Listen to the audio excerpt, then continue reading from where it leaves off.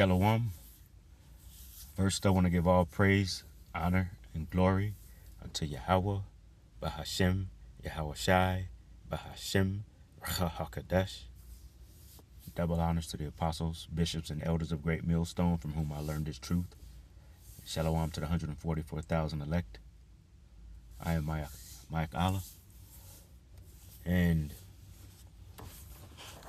I wanted to bring out these verses today because I kind of found myself almost getting into a little argument on a plantation, and after I thought about it, it wasn't even worth it.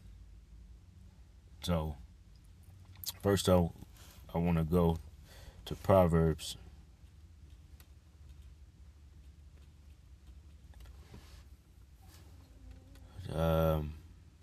chapter 3 and verse 30. Says, strive not with a man without cause, if he have done thee no harm. And even though I kind of did have reason to go back and forth, when I thought about it, it wasn't prudent, and it didn't do me any harm, because I was able to step back from the whole situation, and it didn't cost me time, didn't cost me anything. So it really, after I was able to think about it and think it through, it wasn't worth the time, wasn't worth the effort, and it wasn't even going to make a difference. So, as it says, if he have done thee no harm, which it didn't do any harm to me, situation was able to be avoided, and I did just that. So, although, some people, sometimes they just kind of look for a reason. Supervisors sometimes come in and you never know what done happened to them at home, or what somebody done said to them along the way, and then they just come in with a bad attitude and just want to look for a reason to try to have some conflict with you. But I went to Google and put in strife meaning according to the Bible, and it says in the Bible, strife refers to bitter conflict, discord, contention, or selfish rivalry, often described as destructive force that ruins peace and unity. It is categorized as a work of the flesh, driven by pride, jealousy, and selfish ambition rather than love. The Bible often connects it with quarreling, anger, and arrogant behavior, and that's all this was. This prideful, filled individual wanted to try to prove a point. So, you know what? I let him go right ahead. I'm not saying take any kind of abusive behavior from anybody, but if it ain't gonna cost you nothing, it ain't gonna do you no harm, it's best to just leave it alone. Especially when you're on a plantation, somebody come in and got a bad attitude and wants to try to push that off and get you involved into it also. So it wasn't even worth it. And this won't be very long, because I just have a few verses that I wanted to bring out just to calm myself, so that I can go on and have a productive day.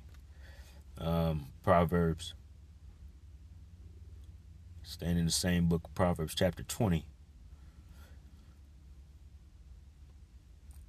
verse 3, it says, it is an honor for a man to cease from strife, but every fool will be meddling. And in the NLT it says, avoiding a fight is a mark of honor, and only fools insist on quarreling. And that's what I was finding myself able to do. It was foolish to even go on and go forward with it, because it was just going to go on and on and on. So, staying in the same book of Proverbs, chapter 25,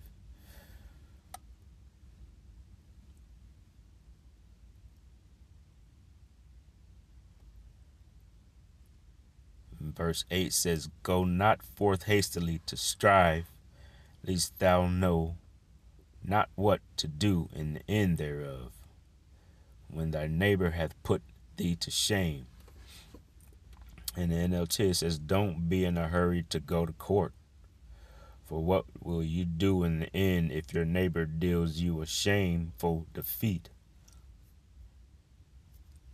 And that's pretty plain right there.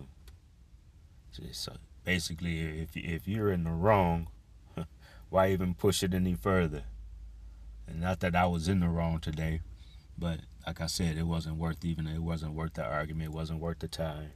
But if you go put yourself in a situation where you go forward, where you want to prove a point, and you find out that you were in the wrong, what have you done except for put yourself in a bad position, put yourself to shame? That's just provoking and having it go on and on, only to have a bad end and find out yourself that you were wrong, in the wrong position.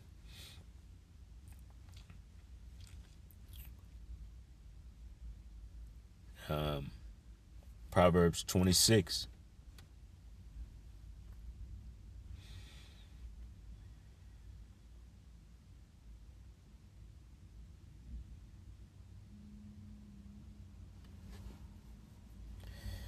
Proverbs 26 verse 17, it says, he that passeth by and meddleth with strife belonging not to him is like one that taketh a dog by the ears. And that's another instance where you could find yourself getting pulled into something that you got nothing to do with, only because you wanted to walk by and meddle in somebody else's affairs.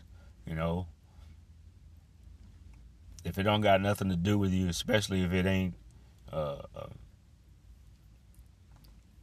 brother, it ain't somebody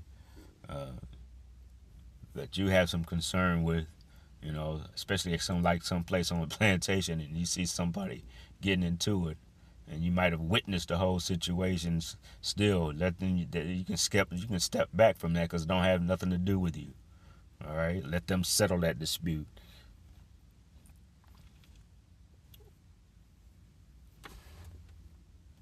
And I know in some instances, sometimes you can find that women love to go on and on. You can find yourself going back and forth in a situation with the woman can still like to stir things up, even when there ain't nothing wrong, just because she might be bored and want to break up the monotony. And you can find yourself getting entangled, getting to something that ain't even worth it at all, just because she wanted to stir something up, and you get drawn into it. All right, and the last one that I wanted to bring out is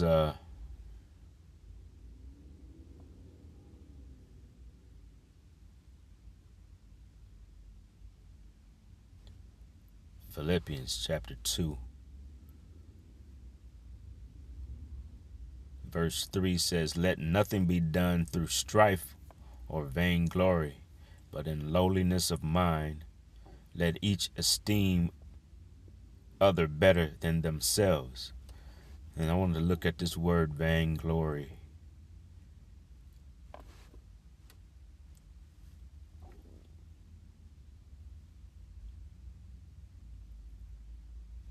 And it is G2754, and I even give you a pronunciation of this one.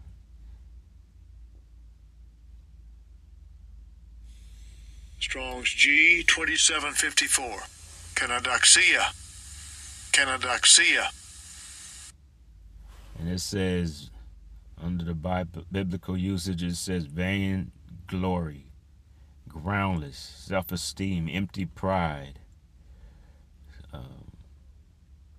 Under Strong's definition, it says empty glorifying, self-conceit, or vain glory. And I even want to read that in the NLT. Let's see.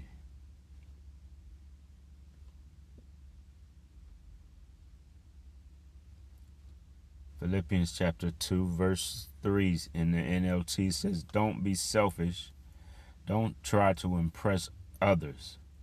Be humble, thinking of others as better than yourselves.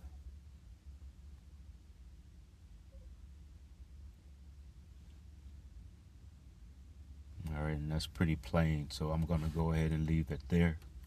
And I pray that this has been edifying to the listener. I want to give all praise, honor, and glory unto Yahweh, Bahashem, Yahweh Shai, Bahashem, Rahakadash.